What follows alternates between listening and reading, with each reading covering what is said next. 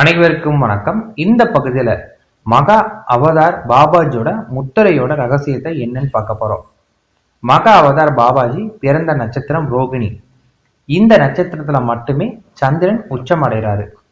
ரோகிணிக்கு அடுத்து இருக்கக்கூடிய நட்சத்திர மண்டலம் மிருகஷீரிடம்.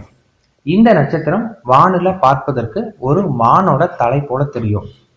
மிருகஷீரிஷம் நட்சத்திரத்துல ரோகிணி, அஸ்தம் மற்றும் திருவோணத்திற்கு பலம் சம்பத்து தரும் ஒரு நட்சத்திரம் அப்படிங்கிறது ஜோதிட ரீதி எல்லாருமே அறிஞ்ச ஒன்று. நம்ம அனைவருமே பாபாஜியோட கையில இருக்கக்கூடிய முத்ராவை பத்தி நம்ம பாபாஜிங்கிற ஒரு ரஜினி நடிச்ச படத்து மூலமா நம்ம இந்த முத்திரை ஆபான முத்திரை அப்படின்னு சொல்லுவாங்க.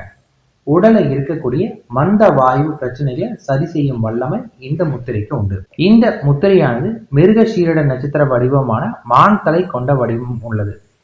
இந்த முத்திரை பாபாஜி அடிக்கடி பயன்படுத்தி அவருடைய ஆன்மீக வளத்தை பெருக்கிக் கொண்டார் அப்படிங்கிறதை நம்ம அறியலாம்.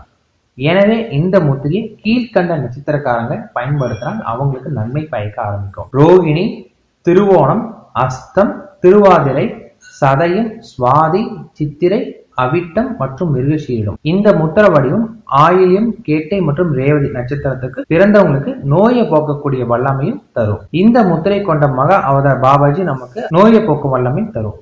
நன்றி.